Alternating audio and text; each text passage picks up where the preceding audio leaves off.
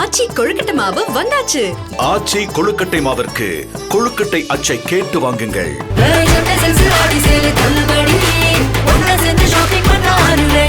The Chennai Silks in Aha Oho Adi Sale 50% வரை தள்ளுபடி. உலகெங்கிலும் இருக்கும் குமுதம் பக்தி நேயர்கள் அனைவருக்கும் வணக்கம். நான் உங்கள் ராம்ஜி. கடகராசிக்காரர்கள் எல்லாம் இந்த பிறப்பு ராசி பலன்களை சார் சொன்னால் நம்ப மாட்டீங்க. மேச ரிஷபம் மிதுனத்துக்கு கடல் போல குவிகிறது கால்கள். என்ன சார் நீங்கள் சொல்கிறதெல்லாம் அப்படியே கரெக்டாக இருக்குது. கடகராசிக்காரர்களுக்கு என்ன நடக்கும்? நான் இப்போ சொல்கிறது தான் எனக்கான அக்னி பிரச்சனை வச்சுக்கோங்க. நீங்கள் இந்த கடகராசிக்காரர்களுக்கு நம்ம என்ன சொல்கிறோமோ அதை நீங்கள் இதுதான் நடக்க போகுது அப்படிங்கிறத நீங்கள் மைண்டில் வச்சுக்கலாம். இந்த கடகராசிக்காரர்கள் பிறப்பு ரகசியம் என்ன? இப்போ உங்கள் ஜாதகத்தில் இதெல்லாம் தான் இருக்கும், இதை தாண்டி எது இருக்காது அந்த மாதிரி.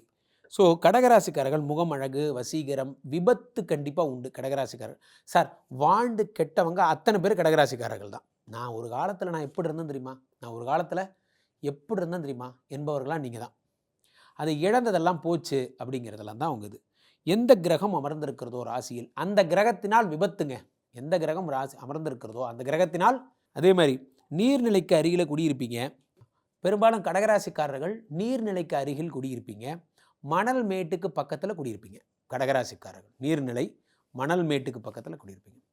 உங்கள் வீட்டுக்கு எப்போ பார்த்தாலும் தவக்கலை வருது, தேள் வருது, நண்டுவாகிலி வருது போன்ற விஷயங்கள், இந்த நீர் சம்பந்தப்பட்ட பிராணிகள் வந்துக்கிட்டே இருக்கும். நீர்நிலைகள் உங்கள் வீட்டு பக்கத்துலேயே இருக்கிறதுனால மீன் வளர்ப்பில் பெரிதும் இன்ட்ரெஸ்ட் உடையவங்க கடகராசிக்காரர்கள். மீன் வளர்ப்பு பெரும்பாலும் கடகராசிக்காரங்க ஆர்டிஸ்டாக இருப்பாங்க. படம், சினிமா, மீடியா இந்த துறைகளில் இருக்கிறவங்களாக இருப்பாங்க. சார் ஒரு கான்செப்ட் அப்படியே ரீமேக் பண்ணுறோம் சார், அந்த கான்செப்டை எடிட் பண்ணி அப்படியே ட்ராவல் பண்ணுறோம் சார், அது அப்படியே மக்கள்கிட்ட போகுது சார், மக்கள் ஸ்ப்ரெட் ஆகி ஷேர் பண்ண நமக்கு கால்ஸ் வருது சார். இதெல்லாம் இந்த கடகராசிக்காரங்க. பப்ளிசிட்டி இதெல்லாம் ரொம்ப விரும்புகிறவங்க, அதாவது பப்ளிக்கை ரொம்ப நம்புகிறவங்க இந்த கடகராசிக்காரர்கள். மக்கள்கிட்ட கொடுப்போம் சார், நம்ம கதையை மக்கள்கிட்ட கொடுப்போம், மக்கள் கொடுக்குற ஆதரவை வச்சு நம்ம பார்ப்போம். இந்த கதை எழுதுகிற அத்தனை பேர் இந்த கடகராசிக்காரங்க. சினிமா படம் எடுத்து வீணாக போன அத்தனை பேர் கடகராசிக்காரங்க. நீங்கள் எழுதி வச்சுக்கோங்க. சினிமா மேலே கடுமையான மோகம் வந்து சினிமானால் வாழ்க்கையை இழந்த அத்தனை பேர் கடகராசிக்காரங்க. கடகராசிக்காரங்களுக்கு கேமரானா ரொம்ப பிடிக்கும், வெளிச்சம்னா ரொம்ப பிடிக்கும். இந்த ஊடக வெளிச்சத்துக்கு பைத்தியம் மாதிரி கடகராசிக்காரர்கள். கற்பனாவாதிகள், சிந்தனாவாதிகள். கடகராசிக்காரங்கள்ட்ட ஒரு டைட்டில் சொல்லி நீங்கள் யோசிங்கன்னா டக்குன்னு சொல்லுவாங்க.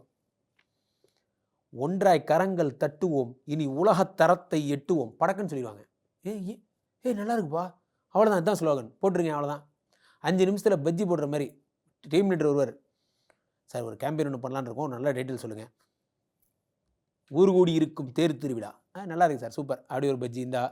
அடுத்து நீ யார் சார்? அவர் ஜிஎம்ல ஒன்று கேட்டார், இந்த அவர் பஜ்ஜி போட்டு உனக்கு ஒன்று வச்சுக்கோ. எல்லாருக்கும் அறிவு தானம் பண்ணுறாள் நீங்கள் தான்.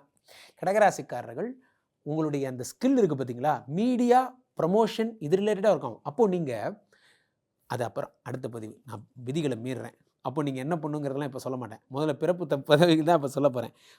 வயலும் சார்ந்த பகுதியில் தவளை அதெல்லாம் இருக்கும், விஷப்பூச்சி அதெல்லாம் சொன்னேன். நகரின் முக்கிய இடத்துல இருப்பீங்க. சார் நான் கோயம்பேட்டில் தான் சார் இருப்பேன், கோயம்பேட்டை தாண்டி எங்கேயும் வர மாட்டேன். கோயம்பேட்டில் இருப்பேன், அப்படி பக்கத்துலேயே இருப்பேன். அப்படியே நீங்கள் சிட்டின்னு போன டி நகரில் தான் சார் இருப்பேன். என்னங்க டி நகரில் ஒரு 600 ஸ்கொயர் ஃபீட் வீட்டில் இவ்வளோ க்ரௌடில் எப்படி இருக்கீங்க? க்ரௌடில் இருந்தால் தான் சார் பெரிய மனுஷன், சிட்டினா அப்படி தான் இருக்கணும் அப்படிம்பீங்க. உங்களுக்கு இந்த ஊருக்கு ஒதுக்கு பக்கம் சென்னையிலேருந்து மிக அருகில் ஊருக்கு வெளியே உட்காந்துட்டு என்ன பண்ண போகிறேன்? தினமும் மக்களை பார்க்கணும். சிஎம் போகிறாரு, அப்படி எட்டி பார்க்கணும். நமக்கும் சிஎம்முக்கும் சம்மந்தமே கிடையாது. அப்புறம் அவர் போகிறத பார்க்குறீங்க? சும்மா பார்ப்பேன் சார், சென்னையுடைய முக்கிய நகரில் இருக்குன்னு தெரியணுமா இல்லையா? இதிலலாம் ஒரு ஆசை. இந்த மாதிரி சென்னை முக்கிய நகரில் இருப்பீங்க. உங்களை சுற்றி ஒரு பஜார் இருந்துக்கிட்டே இருக்கும். கடகராசிக்காரர்கள் இருக்கீங்கன்னா ஒரு மார்க்கெட்டு வீதியாக இருக்கும் அந்த கடகராசிக்காரங்க. அந்த வீதி ஒரு பார்க்காக இருக்கும். அந்த வீதிக்கு எதிராக ஒரு பேருந்து நிலையம் இருக்கிறதுக்கு வாய்ப்பு இருக்குது. ஒரு பேருந்து நிலையம் இருக்கும். பக்கத்துலேயே நீங்கள் மகிழ் மன்றம்லாம் இருக்குது பாருங்க, அந்த மாதிரிலாம் மகிழ்ச்சியான விஷயங்கள் என்ன சொல்ல போகிறேன், தீர்த்தவாரி தான், அதெல்லாம் இருக்கிறதுக்கான கடைகள் உங்கள் வீட்டு பக்கம் இருக்கும். ஏன்னா கடகம்னா என்ன அப்படின்னா ட்ரிங்க்ஸ்ன்னு சொல்கிறாங்க. அழகான வார்த்தை அந்த வார்த்தை. கூல் ட்ரிங்க்ஸையும் அப்படி தான் சொல்லுவாங்க, சாஃப்ட் ட்ரிங்க்ஸையும் அப்படி தான் சொல்லுவாங்க, ஜூஸையும் அப்படி தான் சொல்லுவாங்க. ஏதாவது ட்ரிங்க்ஸ் சாப்பிட்றீங்களா அப்படின்னா கிரேப் ஜூஸ்பாங்க. இப்போ ஏதாவது ட்ரிங்க்ஸ் சாப்பிட்றீங்க? இல்லை ட்ரிங்க்ஸ் எல்லாம் இப்போ கிடையாது, அது அப்புறம். நான் அதை கேட்கலைங்க, என்ன ஜூஸ் குடிக்கிறீங்கன்னு கேட்குறேன். அதுக்கு பேரையே மாற்றி விட்டாங்க. ஸோ அதெல்லாம் அது நான் சொன்ன புரிஞ்சிருச்சா இல்லையா? இப்போ நான் சொன்னது உங்களுக்கு புரிஞ்சுதா? குமுதம் இதெல்லாம் பேசக்கூடாதுன்னு சொல்லியிருக்காங்க. இருந்தாலும் நான் சொல்கிறது உங்களுக்கு புரிஞ்சுதா இல்லையா? இந்த கடை உங்கள் வீட்டு பக்கம் பிரமாதமாக இருக்கும். அமோகமாக சந்திரன். அப்போது நீங்கள் காப்பி பிரியர்கள், ஒரு வேலைக்கு வரீங்க, அண்ணே வணக்கண்ணே ஒரு காப்பிண்ணே, காப்பி, அண்ணே வணக்கண்ணே ஒரு டீண்ணே, ஏய் இப்போ தானே காப்பி குடிச்சா, அது அரை மணி நேரத்துக்கு முன்னாடி. காப்பி டீ கூல்ட்ரிங்க்ஸ் இப்படியே ஓடும் உங்கள் வண்டி. அப்போது நீங்கள் உணவு பிரியர்கள், நீங்கள் மட்டும் இந்த பழக்கத்துக்கு போயிட்டீங்கன்னா உங்களை காப்பாற்ற இறைவனாலையும் முடியாது. தயவுசெய்து புரிஞ்சுக்கோங்க.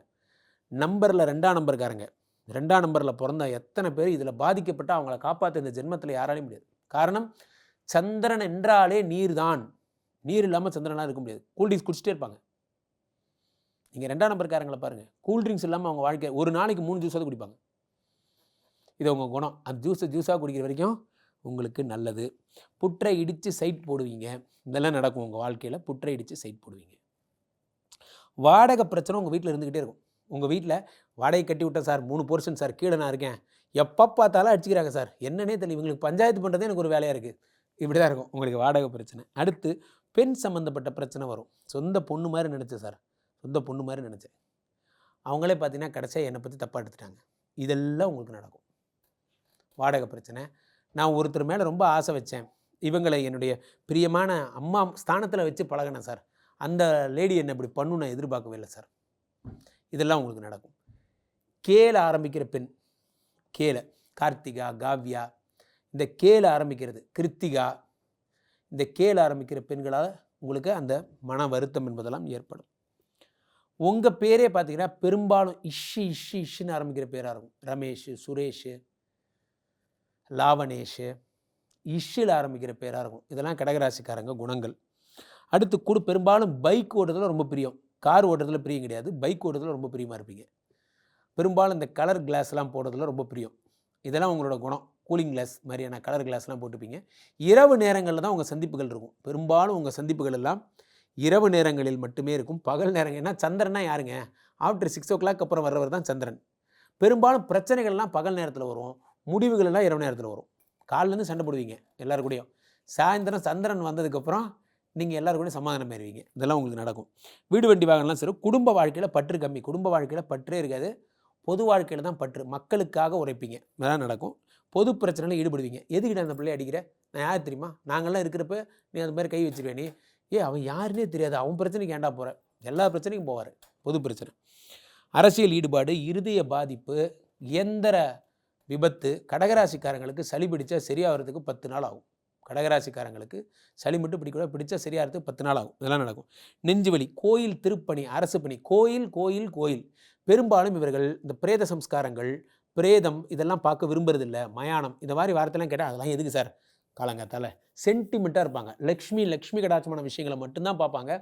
நோய், வியாதி, கடன், கஷ்டம், விபத்து, மரணம், ரத்தம் இதெல்லாம் பார்க்க கூட விரும்ப மாட்டாங்க. இது அவங்களோட குணம்.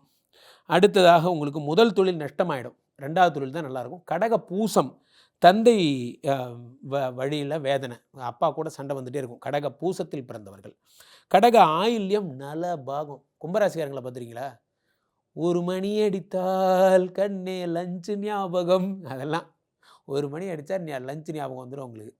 அந்த மாதிரி கடகராசிக்காரங்க இது நான் சொன்ன பாருங்க, கடகராசி ஆயில்யம் நல்ல பாகமாக சாப்பிடுவாங்க. இவங்க ஓடுறது, குதிக்கிறது, தவறுது, அப்போ இது தவறுது போடுறது அப்படிங்கிற மாதிரி இவங்க சாப்பிடாத ஐட்டமே இருக்காது. ஃப்ரான்ஸ், நம்ம இப்போ இந்த காட்டுக்கு வந்திருக்கோம். இந்த காட்டில் பார்த்திங்கன்னா இங்கே ரொம்ப உடும்பெல்லாம் அதிகமாக இருக்குது. இப்போ நம்ம உடும்பை பிடிச்சி சாப்பிட்டுருக்கோம். இந்த வீர விளையாட்டுலாம் இவங்க பண்ணுவாங்க. ஃபுட்டீஸ்னு சொல்லுவாங்கல்ல, நான் சொல்லும்பொழுது உங்களுக்கு ஒரு மாதிரி ஜோக்காக இருக்கும், ஆனால் இதில் இருக்க உண்மையை புரிஞ்சுக்கணும். ஃபுட்டீஸ்னு சொல்லுவாங்க. வெளிநாடுகளுக்கு சென்று அங்கே இருக்கிற பழங்களை பிடிச்சி சாப்பிட்டு பார்க்குறது. வெளி இடங்களுக்கு சென்று அங்கே இருக்கிற இது நல்லாயிருக்கும், இந்த ஊரில் இந்த சாப்பாடு நல்லாயிருக்கும், அந்த ஊருக்கு போகும்போது அந்த சாப்பாட்டை தேடி கண்டுபிடிச்சி சாப்பிடுவீங்க. புரியுதா? ஆம்பூர் பிரியாணி மாரி தான். ஆம்பூர் போனீங்கன்னா பிரியாணி கடை எங்கன்னா ஒரிஜினல் பிரியாணி சாப்பிட்டுட்டு தான் ஆம்பூர் விட்டு வெளியேறுவீங்க. எப்போ நமக்கு 1008 வேலை இருக்குப்பா, அங்கே ஷூட்டிங்க்கு வெயிட் பண்ணுறாங்கப்பா, ஆம்பூர் பிரியாணி கிடைக்கிற வரைக்கும் வெயிட்டிங் தான். சாப்பாட்டுக்காக என்ன வேணால் செய்வீங்க. நலபாகம். அதே மாதிரி பெரியம்மா ரொம்ப பிரபலமாக இருப்பாங்க. கண்ணில் பல்லில் பிரச்சனை வரும். ஒரு கேட்ராக்ட், ஒரு சின்ன ஒரு புரை சிகிச்சையாவது பண்ணியிருப்பீங்க. பெரியம்மாவால் உங்களுக்கு ரொம்ப புகழ். பெரியம்மா பெரிய தலைமை ஆசிரியராக இருப்பாங்க, கோர்ட்டில் வேலை செய்வாங்க, அந்த மாதிரிலாம் பெரிய பெரிய பதவியில் இருப்பாங்க. மேடை பேச்சு அற்புதமாக பேசும். மைக்கை கொடுத்தாங்கன்னு வச்சுக்கலாம், இப்பொழுது அரங்கத்தில் இருக்கும் அனைவரையும் பேச்சாலே அட்ராக்ட் பண்ணிடுவீங்க. உங்கள்கிட்ட மைக்கை மட்டும் கொடுக்கக்கூடாது, கொடுத்தா போச்சு. ஏன்னா 2 கூடையவன் சூரியன். எல்லாரையும் டாமினேட் பண்ணுவீங்க. அங்கே யார் அது? அங்கே கத்துறவங்களாம் உட்காரு. இதெல்லாம் நீங்கள் தான். இந்த விழாவை கண்ட்ரோல் பண்ணுற கேரக்டர் இருப்பாங்க. ஒரு மாநாடு நடக்குதுன்னா ஒருத்தர் வர்ணனையாளர் இருப்பாங்க, இங்கே நின்று பேசிகிட்டு இருப்பாங்க. இன்னொருத்தர் என்ன பண்ணுவார், அங்கே குதிக்கிறவங்களாம் உட்காருங்க. அதெல்லாம் நீங்கள் தான். நீங்கள் டாமினேட் பண்ணி பேசுவீங்க. இதெல்லாம் நடக்கும். உங்களுக்கு பெரும்பாலும் ஆவணம் தொலைஞ்சு போடுற பிரச்சனை வருங்க. லேண்டு வாங்கினீங்கன்னா பத்திரம், தாய் பத்திரம், மூல பத்திரம் சொல்கிறாங்களே, அதெல்லாம் பத்திரமா எடுத்து வச்சுக்கிறது உங்கள் பொறுப்பு. கரையான் அடிக்கிறது, தண்ணீரில் விழுறது, சர்டிஃபிகேட்டை தொலைச்சிட்றது, இதெல்லாம் உங்களுக்கு சாதாரண. கமெண்டில் போடுங்க சார், ஆமாம் கரெக்டு, என் சர்டிஃபிகேட் தொலைஞ்சி போச்சு, நான் பிஇ மெக்கானிக்கல் படித்தேன், என் சர்டிஃபிகேட் தொலைச்சிட்டு அதை வாங்குறதுக்குள்ளே படாதப்படப்பட்டேன். நீங்கள் போய் பார்க்க, நீங்கள் படித்தது 30 வருஷத்துக்கு முன்னாடி. இப்போ அங்கே போனீங்கன்னா உங்கள் தலைமை ஆசிரியர்லாம் சிவலோக பிராப்தி அடைஞ்சிட்டார். இப்போ அதுக்கப்புறமா புது ஆளுங்கள்ட்ட நீங்கள் யாருங்கிறத சொல்லி அவன் உங்களை ஒரு ஸ்டூடெண்ட்டுன்னு மதித்து இதெல்லாம் நடக்கணும். அது மாதிரிலாம் கஷ்டப்படுவீங்க. பெரும்பாலும் சகோதரர் வெளிநாடு போயிடுவாங்க. உங்கள் சகோதரர் கூடவே பிறந்தான் சார், அமெரிக்காவில் மாதம் 5 லட்சம் சம்பாதிக்கிறான், அண்ணன் கேட்குற, தம்பி கேட்குறேன், ஒரு 50,000 கொடுக்க மாட்டேங்கிறான். இதெல்லாம் உங்களுக்கு நடக்கும். லிட்டிகேஷன் ப்ராப்பர்ட்டி அண்டை அயலார் தொந்தரவு இருந்துக்கிட்டே இருக்கும். சார் கார்னர் பீஸ் சார் அளந்து பார்த்தா 634, லிட்டிகேஷன் 615க்கு தான் அக்ரிமெண்ட் இருக்குது. அந்த 10 சதுரடினாலும் அது கோர்ட்டில் நிற்கிது சார். இதெல்லாம் உங்களுக்கு சாதாரணமாக நடக்கும். போய் தொலைதுன்னு விட்டு கொடுத்துட்டு வர்றது நல்லது. லிட்டிகேஷன் கூட நீங்கள் ப்ராப்பர்ட்டி கூட சண்டை போட்டிங்கன்னா வழக்கில் ஜெயிக்க மாட்டீங்க.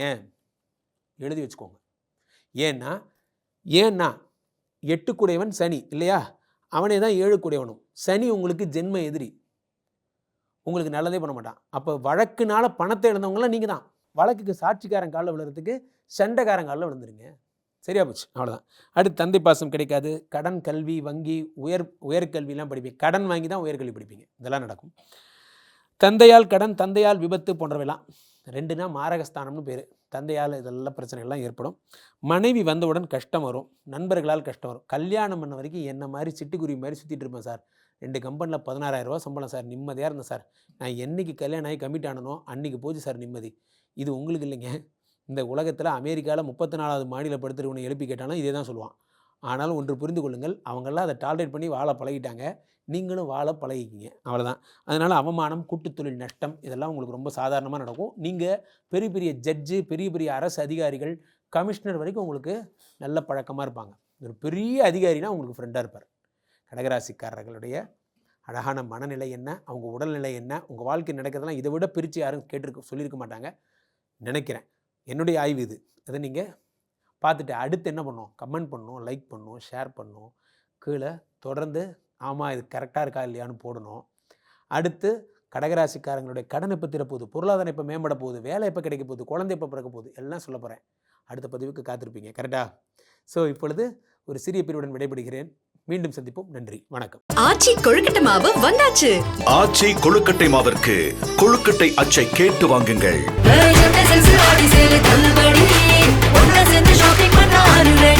The Chennai Silks in Aha Oho Adi Sale 50% வரை தள்ளுபடி.